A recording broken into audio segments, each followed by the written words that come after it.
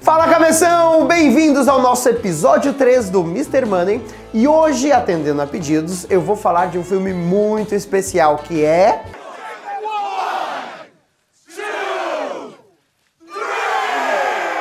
My name is Jordan Belfort.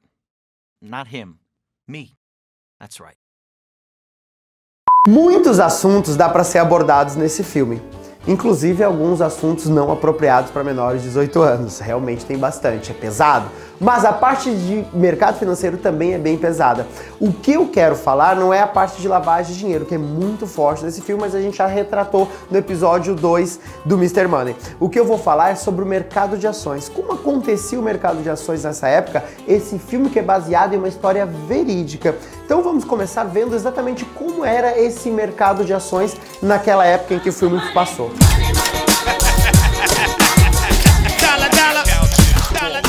We don't start dialing at 9:30 because our clients are already answering the phone. 3, 2, 1, let's fuck! Nesse início mostra justamente o sonho de Jordan Belfort, que é o personagem no qual essa trama é desenvolvida. Esse cara é um cara real, ele dá palestra no mundo inteiro contando a história do Lobo de Wall Street, interpretado nesse caso por Leonardo DiCaprio. Então ele chega com aquele sonho de trabalhar numa corretora de valores imobiliários e de cara conhece um corretor sênior dessa corretora, que é o Mark Hanna, que é interpretado por Matthew, que é um ator consagrado nos Estados Unidos, e o sonho que ele tinha, aquela ilusão de como era o mercado financeiro, começa a mudar aos pouquinhos já nesse primeiro choque do seu primeiro dia de trabalho. Done! Time to paint the tape. Woo! A 2000 Microsoft going in the hole. Come on. Hold it. It's live. It's live. Hold on to that. It's hot. In. Shut that motherfucker. Shut it. Shut it. So! Essa cena mostra como era o mercado financeiro antes da tecnologia, antes das operações online, o pregão eletrônico, então era tudo manual. O contato com o cliente era telefone, ligar, né? Então você ligava, oferecia e a venda era feita manual. Note que nessa cena, o que o Hanna faz? Ele faz uma venda de $2.000 numa ação da Microsoft, coloca num potezinho e pum, coloca no buraco. Inclusive ele dá a oportunidade ao Jordan, no caso o Leonardo DiCaprio, vai, experimenta para te ver a sensação de fazer uma venda. Naquela venda ele tá ganhando uma comissão, por isso aquela felicidade de executar aquela venda. E aí então, vamos almoçar. Fechou a primeira manhã, aquele choque inicial, primeiro dia de trabalho, e aí ele vai almoçar com esse corretor sênior, e essa é a cena principal, onde nós vamos retratar esse almoço e esse diálogo entre os dois. I gotta say, I'm incredibly excited to be a part of your firm. I mean, the clients you have are absolutely... Fuck the clients. Your only responsibility is to put meat on the table. You got a girlfriend? I'm married. I have a wife. Her name's Teresa. She cuts hair. Congratulations. Thank you. Think about Teresa. Name of the game, move the money from your client's pocket into your pocket. Right. Com os olhinhos brilhando ainda, o Jordan olha para o corretor sênior e falou, né? Nossa, estou muito feliz de fazer parte da sua firma. Os clientes foram absolutamente... foda-se os clientes. Fuck the clients. E aí vem a primeira porrada que ele teve em relação ao mercado. Quando o principal corretor, um cara que ele olhava e admirava, fala o seguinte: meu, seu trabalho é pegar o dinheiro do cliente e mover para o seu bolso. Mas como assim? Como que eu vou mover o dinheiro do cliente para o meu bolso? Isso é algum tipo de roubo, alguma coisa? Não é bem isso, tá? Mas era muito como o mercado vivia naquela época e viveu por muito tempo. Inclusive até no Brasil nós tivemos essa onda de girar com o dinheiro do cliente, que você vai entender um pouco mais exatamente nessa parte do vídeo. You make the clients money at the same time, it's advantageous to everyone, correct? No. Number one rule of Wall Street. Nobody, I don't care if you're Warren Buffett or if you're Jimmy Buffett, nobody knows if the stock is going to go up, down, sideways, or in fucking circles. Least of all stockbrokers. Right? It's all a fugazi. You know what a fugazi is? Fugazi, it's fake. Yeah, fugazi, it's a wazi, it's a woozy, it's a fairy dust. It doesn't exist. It's never landed. It is no matter. It's not on the elemental chart. It's not fucking real. Right. All right? All right. Stay with me. Mm-hmm. We don't create shit. We don't build anything. No. So if you got a client who bought stock at 8, And it now sits at 16, and he's all fucking happy. He wants to cash in, liquidate, take his fucking money and run home. You don't let him do that. Okay.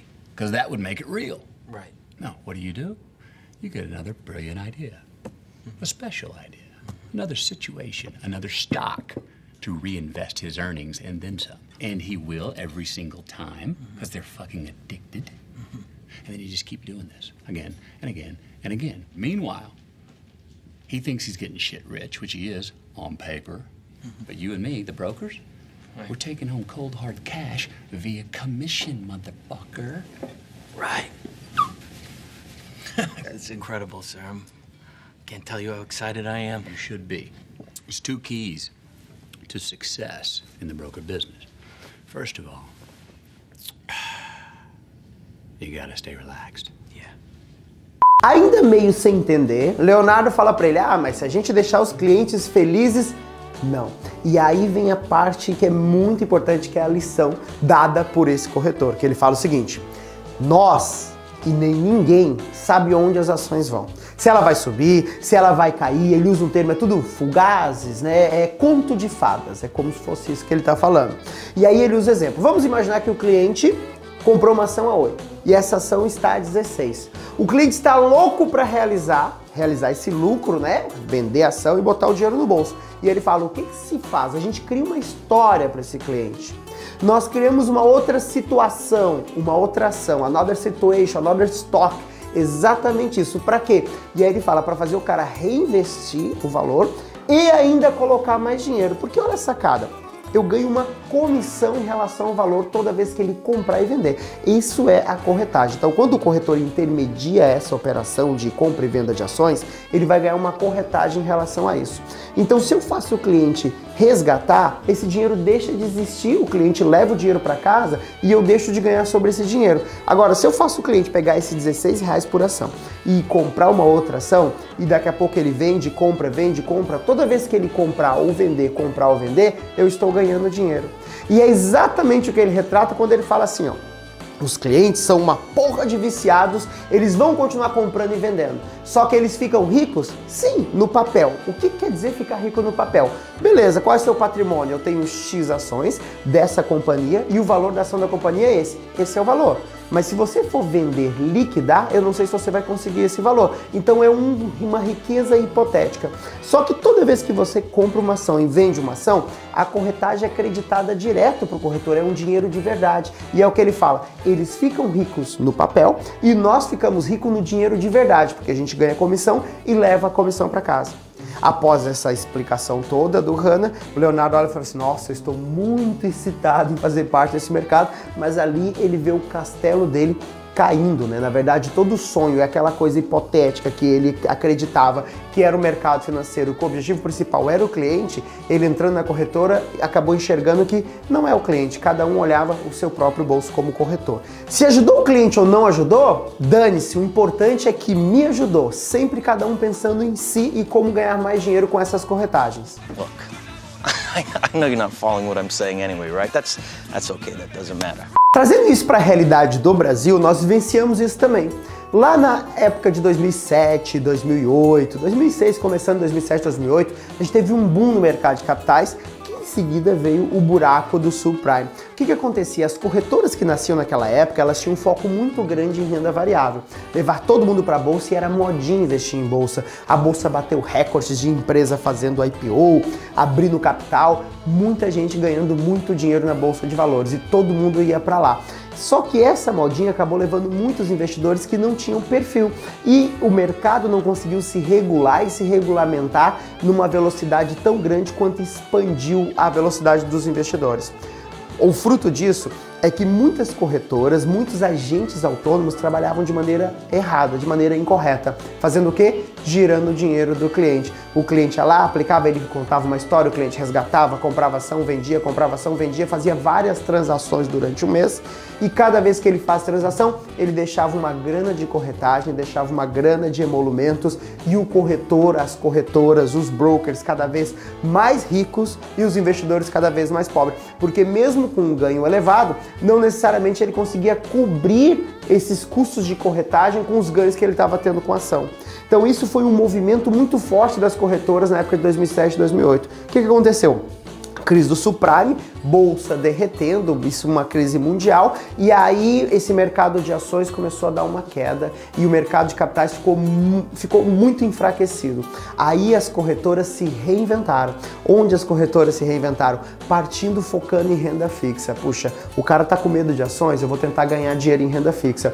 Em renda fixa eu não tenho corretagens tão elevadas como eu tenho em renda variável. Se eu te levar para comprar ações, eu ganho muito mais do que se eu te levar para comprar um título público, se eu te levar para comprar um CDB, que aí eu vou ganhar spread. Então começaram a diversificar os produtos, colocando renda fixa, colocando fundos de investimento, fazendo uma coisa chamada arquitetura aberta, que é onde você consegue, numa corretora, oferecer produtos de vários bancos diferentes, bancos internacionais, e ganhando um pouquinho em cada um. Mas por que esse movimento foi natural? Porque como o investidor estava com uma aversão muito grande à bolsa de valores e o meu negócio tinha que continuar, eu prefiro ganhar menos oferecendo esses produtos que o cliente quer comprar do que continuar ofertando um produto que o cliente está com medo. E aí com isso instalaram-se grandes corretoras que focaram em renda fixa. Hoje o mercado voltou para a renda variável, as comissões não são tão agressivas como eram antes, o mercado está mais estabilizado, isso graças à concorrência, porque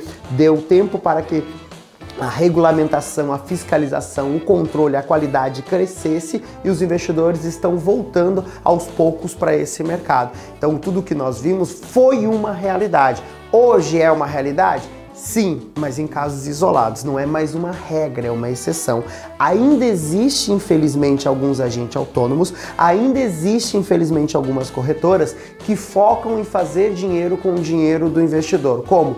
Girando, fazendo ele comprar, vender, fazendo ele comprar, vender, comprar e vender, não necessariamente porque é a melhor relação, a melhor opção para o investidor, mas porque é onde ela vai ganhar mais dinheiro. Mas relaxa, como todos os mercados, sempre existe alguém, né, ou um grupo, ou uma organização que não vai trabalhar da maneira correta. Nos próprios bancos ainda existe aquelas pessoas que vão oferecer os produtos para os clientes que não necessariamente é o que o cliente precisa, sei lá, uma capitalização, um seguro, mas acaba sendo uma venda forçada porque o cliente quer um determinado objetivo e aí você empurra outros produtos que é necessidade do banco. Então temos isso, mas graças a Deus isso hoje é uma exceção de mercado e não mais é realidade como nós vivenciamos lá em 2006, 2007, 2008. Então é isso, cabeção. Espero que você tenha gostado do nosso episódio 3 da série Mr. Money. Tá demais, te prometi 10, ainda falta 7. Se você está fazendo pedido, continua fazendo pedido. Seu pedido pode ser atendido em qualquer um dos episódios futuros. Compartilhe, comente, coloque nas redes sociais, vai no meu Insta, tem lá linkzinhos com meus canais de comunicação, mande sugestão, mande o WhatsApp direto para mim, estou esperando a sua sugestão para os próximos episódios de Mr. Money e o seu comentário se você está curtindo, beleza? Então um abraço, não esqueça de me seguir nas redes sociais, se inscrever no canal do YouTube, no Insta e a gente se encontra, olha só, episódio 4 de Mr. Money que vai... Não vou te dar spoiler, mas tá demais. Aguarde em breve em todas as redes sociais. Siga-me. Beijo, foi lindo.